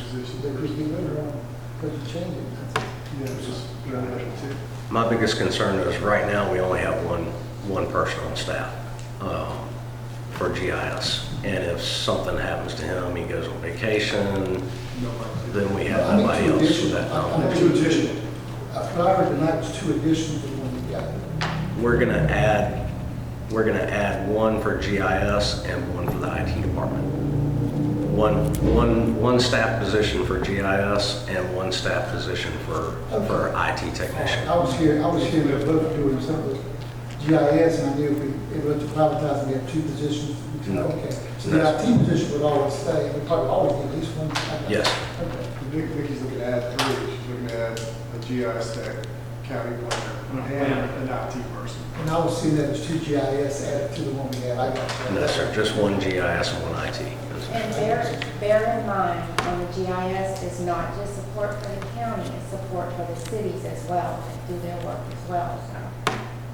Yeah, For the and entire county, including municipalities. yeah, I am thinking about that. That's why I'm thinking about privatizing and might have service delivery down the road, and still do what we need to do on our side of IT. I still want to get too buried into staffing that we can't back this truck up if we need to. But I'm good. I think that's a lot of understanding. Is it possible to merge those 2 positions for the time being and see how that works before we throw 2 people in that department and kind of figure it out? Do we want to privatize GIS areas or? It's not we can't for a year. Right, but I mean, instead of that, throw 2 people in there, put 1 person in there for now. See how much it actually helps, and then if we need another one, revisit it in a couple of months or something. We could definitely look at that. Yes, sir. How back that far, how far back? What's the workload? Is a lot of overtime? Is there a backlog to get these inputs? The backlog, we're looking at far as the new neighborhoods and everything coming online, I think that we're looking at, so far they've got 652 new houses already done in 2019. 2020, they've got 136 line items with splits and combos. And speaking with the Development Services Department, they're looking at somewhere around 1,300 new parcels within new developments within the county. And if I could just say something about the overtime, 3 of Chris and 2 other members of the IT staff are salaried employees, therefore there's no overtime. But what we're finding is that Chris is pretty much working every weekend, something's happening, as well as one of his network specialists works from home sometimes on the weekend. So Chris doesn't have time to be the manager director of the IT department because he's one of the worker bees of the IT department. Yeah, I think I'm encouraged the board to make a motion to approve these 3 positions, and then as our manager, you can work with them to see if we hire one now, one next week, or 2 immediately. You'll be able to look at it, but we'll have the availability to hire what Chris needs to not. So maybe I should say, you're saying to approve this, we're not hire one, but if the need is there, then go ahead and pick up the second. Yeah, a little bit more. I'm saying let's approve it, if you would, as it is, and then give it to our manager to manage it. If he thinks we just need 1 or 2, let him work with Chris, so we don't burden him. That's what we hired him for. Let's give him a chance to. So look at that development area. Okay, all 3 of them, and then he can decide what we need. That's what we need to add. And when we need it. When we need it. He may need it yesterday. He may need it. Okay. So But I don't want to give a position where we got people working salary all the way through the weekend. exactly. That's why we give the 3 positions and see if we can eliminate that. Let Chris get home with his family. Okay. All right. So we have a motion to approve alternative 1, which is the 3 positions. Make a motion to approve alternative. Second. All right, motion by Mr. Corey, I heard 2 seconds. I'll use Mr. Burdette on that one. All in favor, say aye. Aye. All opposed, no. Any carries. All right, item number 7, consideration to approve to renew the contract with WageWorks for management of our flexible spending account. Yes, sir. This is just a renewal of the contract. We actually found out that the contract expired in December of 2017. I found out since then that the reason that we were not contacted was because they did not have our new agent of record online or on board, and so the extension of the contract renewals never got submitted to our agent of record, and they never came to us. So what WageWorks has done is send it directly to us for the renewal. The county attorney has reviewed it and has approved it to form, and it's the same prices that we're paying. There's no change in the cost to us or anything else, and they're continuing to manage as they always have. So when it says funding, none, there is funding, it's just not any increased funding. Correct. Very good. All right, any questions, discussion? Make a motion to approve order number 1. Second. Motion Mr. Weber, second Mr. Floyd to approve alternative number 1. All in favor, say aye. Aye. All opposed, no. Any carries. Thank you. Thank you. Item number 8, consideration to approve a resolution to amend the 2019-2020 budget. I assume so we can afford these positions. It is. Okay. Christy Carpenter, Finance Director. We actually have several things included in this, including the positions that you just approved, the planner position in Development Services, GIS, and the IT position within the IT department. But we're also asking to fund the Sand Hill Improvement Project that didn't get completed in fiscal year 19. So we would like to do that in SPLOST. Funding of the juvenile court, which we are now overseeing. A reduction in the DA's budget, that's at their request. They did not get all of the participation that they thought they would, so their budget was reduced. They're just taking out our portion. And then we're also going to transfer the maintenance budget for 4-H and elections from the building maintenance to their respective departments. They have since split and they're in their own buildings, so they need their own funding. Do you have any questions about it? I like the fact that building permits are paying for the increases in the planning and all, so that's good, so that's not additional revenues we're coming up with. I see cash carry forward, does that mean that's coming from our contingency, or is that coming from our reserve? It's coming from your reserves, from fund balance. Now, the Sandown improvement though, that wasn't used last year, so that money wasn't spent, went back to general fund, we're just picking it back up, We're correct? picking it back up. It's rolling, when it's not used last year, it rolls to fund balance, so that's your cash carry forward that you're All right, seeing. so that one makes good sense, I got it. That's my question, any other questions, comments? And alternative one is to approve the agreement as presented, have a motion for alternative one. Motion to approve, alternative one. Second.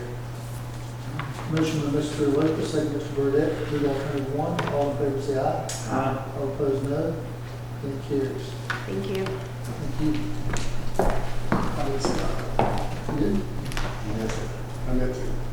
I didn't hear you notice. I don't hear you notice. I don't hear you notice. Just for the what record, you that notice. was. Aye. Okay. Item number 9, consideration to approve to issue a purchase order to Augusta Fiberglass Coating Incorporated for 1-year new replacement fiberglass storage tank for the wastewater treatment plant. Fiona Charlton, purchasing agent. A request for quote was issued for a new replacement fiberglass storage tank for the wastewater treatment plant, which was advertised in the usual places and sent to known vendors. 2 quotes were received. The bid tab is in your packets, with the lowest quote of $26,690 coming from Augusta Fiberglass Coatings. EOM reviewed the quotes and recommend the purchase be made from Augusta Fiberglass. The county attorney has reviewed and approved the quote to form, and as funding is available through Almig and Sprost, staff recommends alternative 1. Any questions? What is this tank for? Is it all the It is some kind of chemical. Is it all the chemicals or the water? It's chemicals. Chris Notziger, EOM. This is actually going to be holding the phosphor for the chemical that we changed within the last year to remove the phosphorus. Things like that? Yeah. And it is actually something that has to be done. If we do not replace the tank, we'll have to do rental tanks for about $1,600 a month. So it is definitely. Polyethylene isn't a viable option, or? What they did a full inspection, and based on the chemicals that are going into the tank, there was no way to refab it. No. So you buy either by the tote or you get your tank? With the amount of chemical and the full treatment process now, for that particular chemical, we can't do the totes anymore. Okay. So how long did this last one last? Chemicals?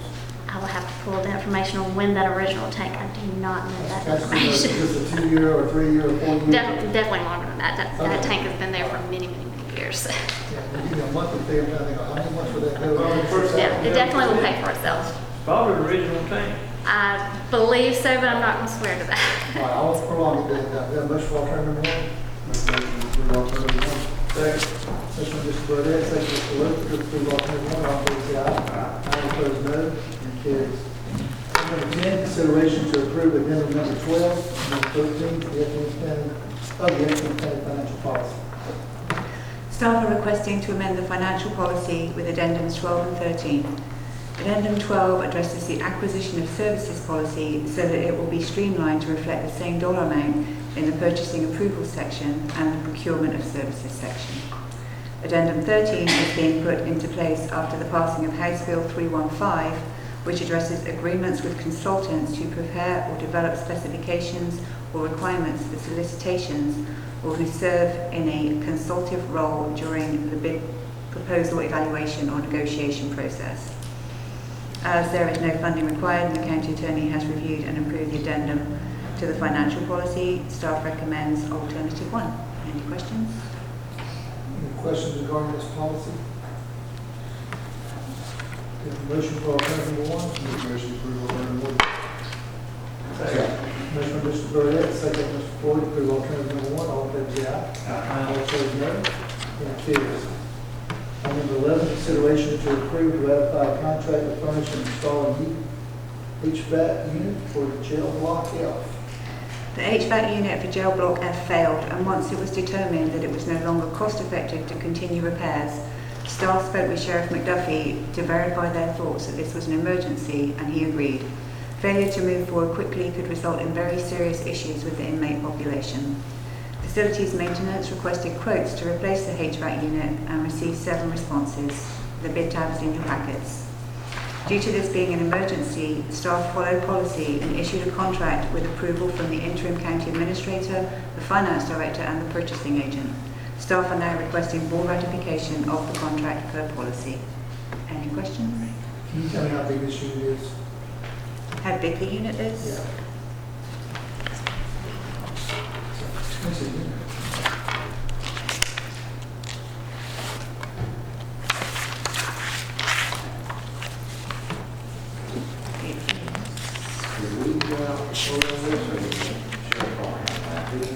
Well, it still has to follow up. 15 ton, 15 I believe. Well, they're removing a 15 ton, so Okay, it's huge. 19,000 probably about right for 15 ton. Okay. Just want to make sure we don't get some sense. Okay, I see the different colors here. Okay, very good. All right, any other questions? Motion for alternative 1. Motion from Mr. Burdette, second Mr. Lake, for alternative 1. All in favor say aye. All opposed no. Motion carries. Consideration to approve to award a contract and issue a notice to proceed for Fort Howard and Old Augusta Road roundabout with Baker Construction Incorporated, and everybody say yay. an invitation to bid was issued for Fort Howard and Old Augusta Road roundabout. It was advertised in the usual places and sent to no vendors. Motion to approve. A mandatory pre-bid meeting was attended by 6 contractors. Bids were received from 3 of the 6, with Baker Constructors being the lowest with a bid price of $1,126,507.95. The bids were reviewed by EOM, who recommend Baker Constructors to perform the work. Baker Constructors responded in accordance with the invitation to bid, provided the required bid bond, and as the county attorney has reviewed and approved the contract to form, funding is available through the City of Rington Millage and GDOT. Staff recommends alternative 1. Any Looks questions? like a good price, and somebody needs to take his hand and tell them that we're done. I'm so glad. Let's thank you for getting this done. And when is the project projected to be completed? I've already got constituents call me this week and saying, hey, there's another accident down here. I said, it's coming, but this week. So do you know when the station is? Is it a 9-day construction? It's pretty quick, I think. 160 calendar days. Okay. That's for the But contract. it's still going to be a little 160 after the day of notice to proceed. But they're only going to close the intersection for 45 days. I remember that. Maximum of 45 of the 160, yes. So we won't back anything up for very long. Okay. Any other question, discussion? Colleagues? Motion for alternative 1. Motion by Mr. Burdette, second by Mr. Floyd for alternative 1. All in favor say aye. Aye. All opposed no. Motion carries. Thank you. Thank you.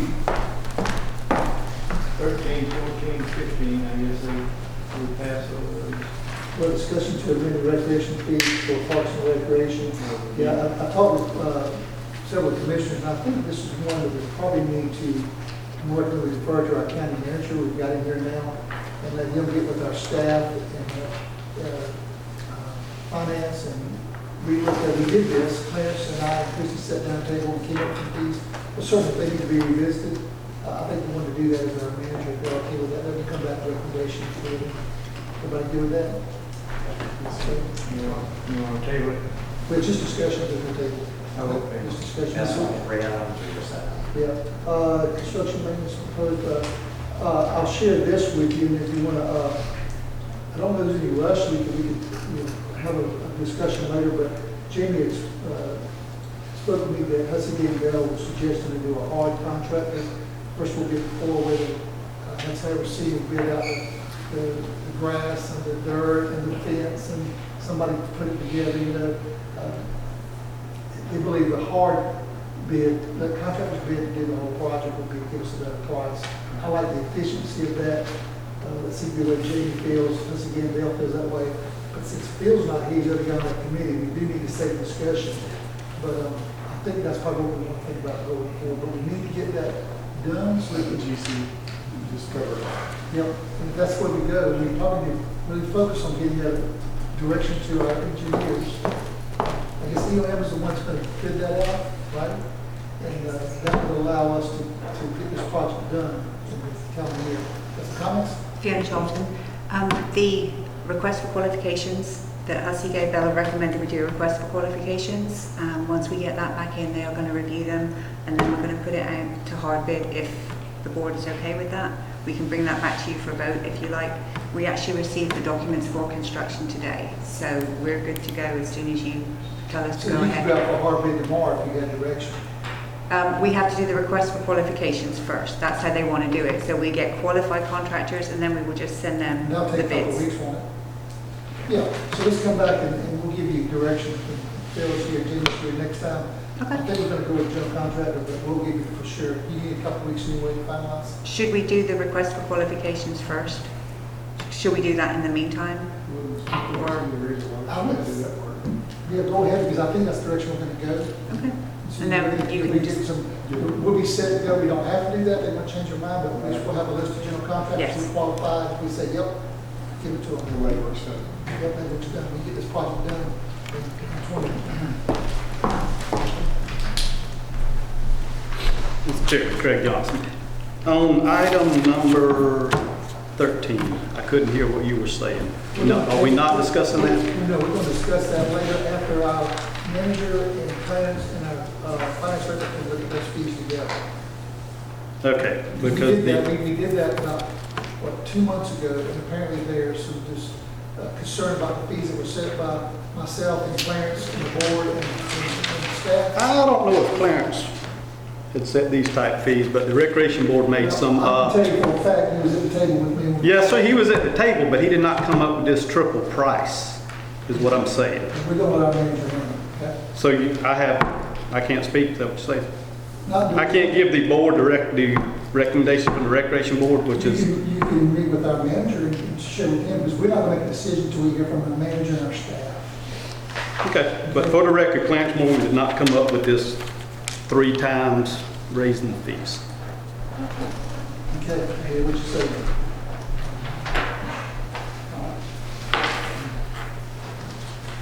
Item number 15, discussion on engineering services for development projects. I think that discussion we just had. Do that and come back. Item number 16, consideration to appoint Kelly Lacey and Brenda Elton to the library board of trustees.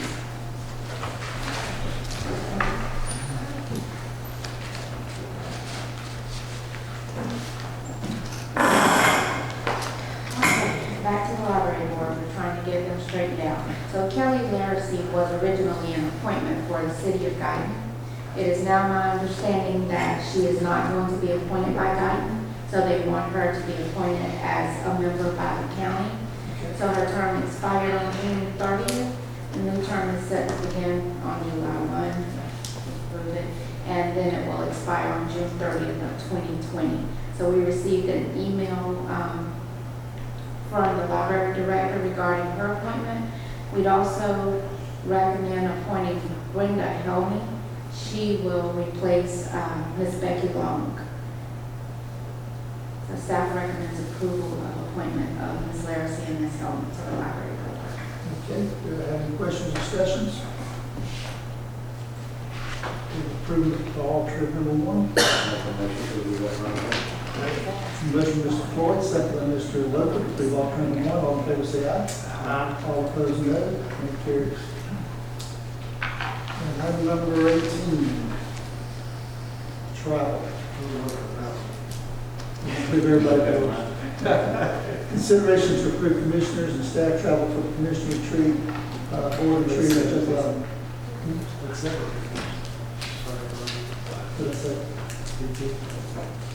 I'm sorry, we have 17. Consideration to approve commissioners staff travel for chamber retreat and board retreat at Jack. For information for the public, we have a retreat already planned with the chamber leadership, and I'm asking the board to plan to stay an extra, it's Friday night and Saturday night.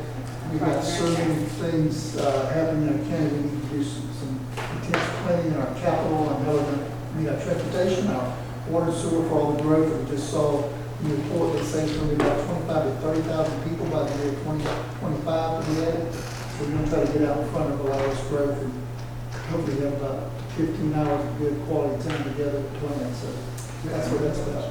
I'm gonna work you hard, man. All right, we have a motion to approve the travel. Make a motion to approve the travel. Second. Motion by Mr. Burdette, second by Mr. Luther to approve the travel for the Commissioners Retreat. All in favor, say aye. All opposed, no. And carries. And then the travel for consideration of approving clerk's travel for Georgia Clerks Education Institute in Athens.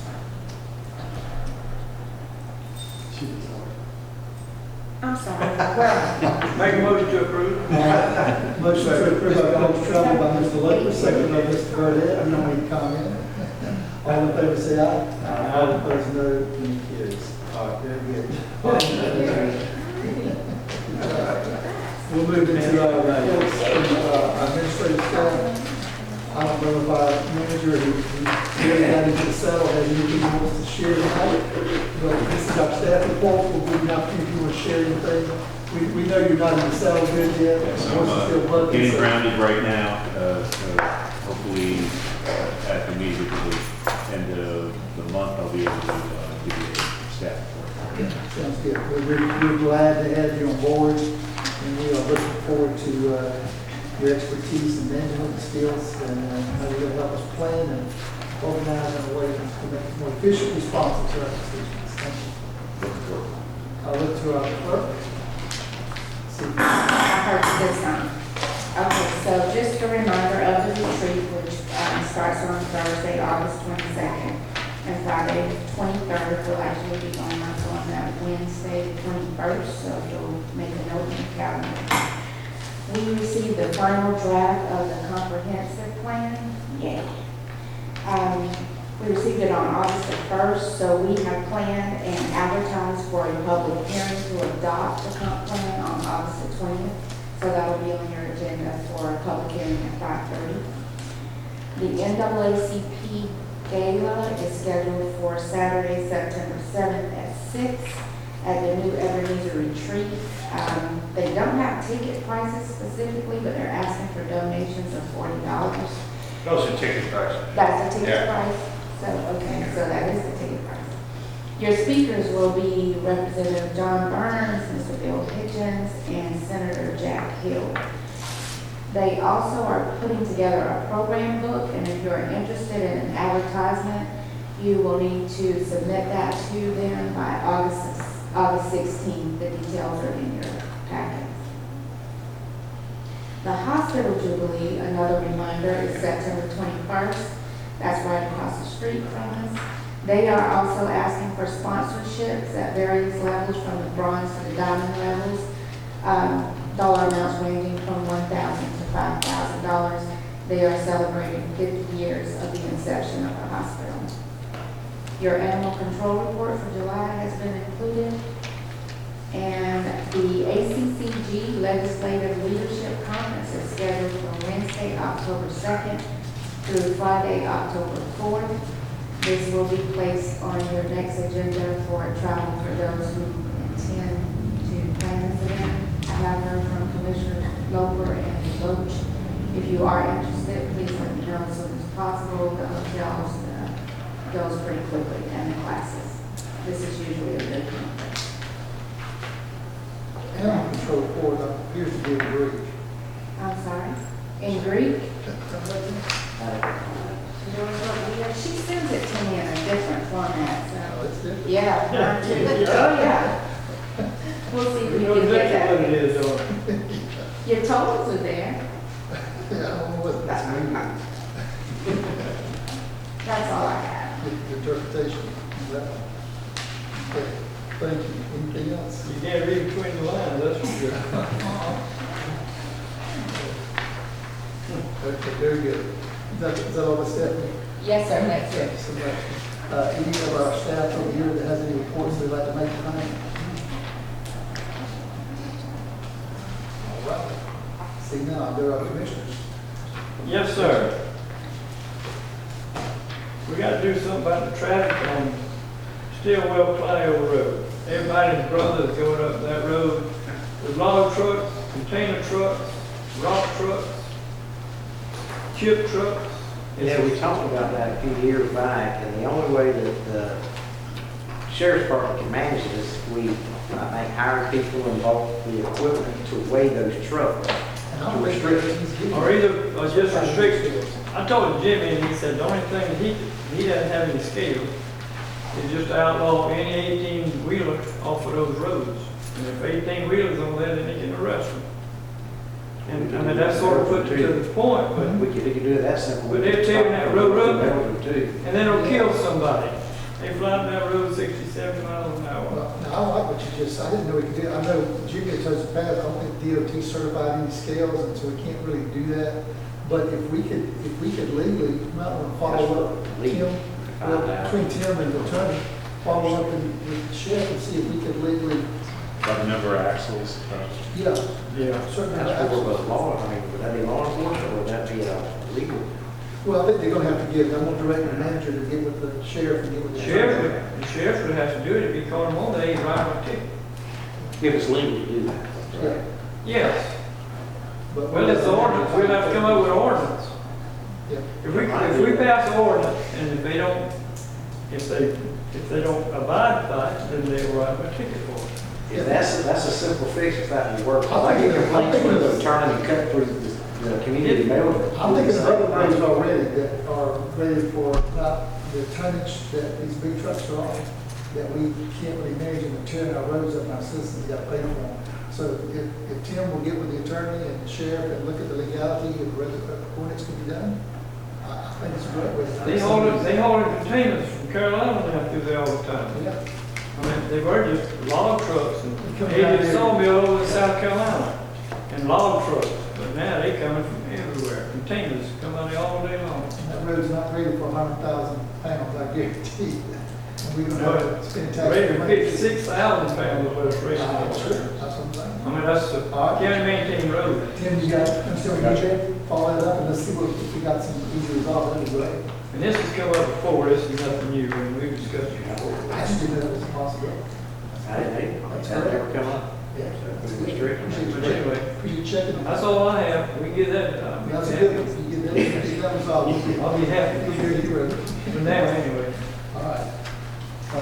Speaking of traffic, coming out of Effingham, Park of Commerce, with everything we've got going on, Gitsy is going to increase that traffic tremendously. It's scary dangerous now. I've got a business over there myself, but I have a lot of complaints about that. There's this, you've got so much traffic coming from Augusta Road, and that traffic light will stop voluntarily, but it's a sprint once that turns green, and then the big trucks can't get in around. They were backed up several times. This is going to get a lot worse. Look into that and see. I know where. I've talked to Commissioner Kiefer about it, and he's thinking either traffic light possibility or an alternate exit or entrance into the little plug there. I don't know which one would suffice or be by DOT. Is it just 2 lanes coming up from Augusta now? I just drove this day, coming into 21. And So two left-hand lanes and one right. At the end of Old Augusta Road, you got 2 lanes going south towards Savannah, And one going. and one going, coming back towards Rankin. And I wonder how, I need to look at it again, I wonder if there was a 3rd lane that came on back. Because people were checking. Back in the park. Well, the thing is, with the problem though, you're saying, you're in the park, Effingham Park, from Augusta. No, from 21. I thought you were. No, I was talking about the traffic, there's a traffic light that I thought would help slow traffic down coming up towards 21 in Effingham Park, but it doesn't. By the time they get there, they're already at full speed, 55, 65 and above, and you just can't get out of the traffic. So this is a resolve that's got to be done with DOT? I don't think so. We need to look at some transportation, because we can't read it on 21. Yeah, that's what I If was- something we can do on Old Augusta, we could, increase some support there, but we need to put it on That DOT. may be why Phil offered that as far as Augusta Road goes. We could do something about that from a county perspective, but something needs to be done there at that juncture, either an alternative way around. Yeah, I can see when the International Trade Center is up, it's going to be massive up there. It's massive. It's going to be something. So really, we probably do, Tim, we put that on our transportation board, we meet. Sure. It has had, there's a lot of traffic there already, but I love it there because we're keeping it out of residential areas there. that's where industry is to really blossom, and it is. But we're going to look ahead. And you acknowledge that if there's any way you can bring this transportation board meeting to help them understand it, there's a property in that corner too, it might be very helpful. I took some video. That's good. Well, let's see. When's our next transportation board meeting? Do you know what our next transportation board meeting is? While she's looking at anything else? Yeah, the same thing, traffic, with the improvements over there, or not improvement, the current development is coming with Americold. You know, that's going to bring in more traffic. There's improvements there at the I-16 interchange, but there's a concern with, it's already tough in the evenings to get on Orange Road and Highway 80. What kind of increase or what can we do there at that interchange? But there will be more traffic due to that development. There's probably some pretty traffic there as well. Short traffic. Well, there again, I think. And that's a state highway. Yeah, I think DOT is, about 2 board meetings ago, Ian was there and everybody was there, and they asked to look at that intersection. Good. That we need the state to put down the, give us a number. It's an odd angle. It's an odd angle. So there is a spur that I think they're gonna look at making that be from south to north. Trucks come out in 2 lanes, they can either go east on 80 or west, but make the curve that comes in from 80 one way. That to me would be a good result, because you go from the spur, you'll come straight. So that's what we've talked about. I don't know where DOT is on that, but it's going to be very improved. We'll have something to do, that we can talk about it. Because I brought it to their attention a couple of meetings ago, but there's something we can do there, that spur, the straightaway, okay? And then, and I think UM just looked at that as well. That's where we got the idea about the spur. I saw it, two ideas. Remember, UM was one that said that's what we want DOT with. And we have some improvements there too.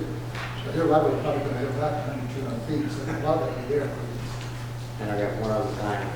Mr. Clarence, we got that money for Sand Hill. Here you go. Sure. I have it watered in the next 2 days. Good, good. The next transportation meeting is the 17th of next month. September. Yes. So we need to make sure those 2 items are really pretty part of that meeting. And one more thing, I'm sorry. It's the connection at 30 and River Road. Trucks cannot navigate that. It's going to be very dangerous because that interchange is improved from 16 and more truck traffic's there. And what was the one just before that? Effingham Park. Actually, it'd be Effingham Park, and it gets the other thing. I think it's going to be an exit right across the street from it as well. It's all going to be developed in one big forward intersection. All right, sounds good. All right, anything else? All right. We have a need for executive session, to have a motion for executive session. Make a motion to go to executive session. Motion by Mr. Gordette. Second by Mr. Ford, in executive session, all in favor say aye. Aye. And we're in executive session.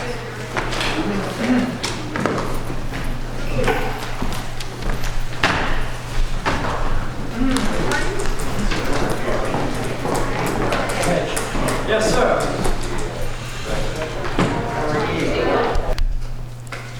Ready? All right, motion to go back to regular session. Make a motion. Mr. Ford made first, and Mr. Loeffler made second. All in favor of go back to regular session, say aye. Aye. All opposed, no. In the regular session, consideration to approve the July 16, 2019 and July 30, 2019 executive session minutes. Have a motion? Make a motion to approve. Second. Mr. Loeffler, second Mr. Burdette to approve those minutes. All in favor, say aye. Aye. All opposed, no. Motion carries. I need a motion to present a contract draft. No. You need a present motion. Contract to the purchaser of the land. How do you want to word it? Is there a name you want to put with that? Do you have a name? I don't know if the name is necessary, but it's just a motion to, To purchase property in Guyton? Okay, we need a motion to put. You need a motion to add it to your agenda first, as new business number 19. Okay. All right. New business number 19, I need a motion to add to the agenda to purchase property. Make a motion to add to the agenda to purchase property. Second. So motion by Mr. Burdette, second by Mr. Floyd, add number 19 to the agenda. All in favor say aye. Aye. All opposed, no. And carries. Item number 20. No, this is I'm sorry, 19 is item, okay. Need a motion to approve the purchase of property in Sims and Guyton for a fire department. Is that good enough? I would just add the term of the sales price of $50,000. And sale price of $50,000. I make a motion to approve the property for the firehouse to be built for a purchase price of $50,000 In the city of Guyton. in the city of Guyton. Second. Motion by Mr. Burdette, second by Mr. Floyd. All in favor say aye. Aye. All opposed, no. And carries.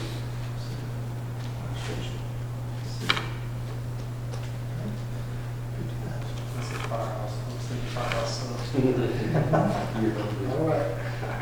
There's others. Do we need a motion? We don't need to talk about the other thing. Okay, good. All right, so that's all the business, I believe. Correct? The motion to adjourn. Make a motion to adjourn. Second. Motion by Mr. Lopez, second by Mr. Floyd to adjourn. All in favor, say aye. All opposed, no. Carries. Lee, will you stop?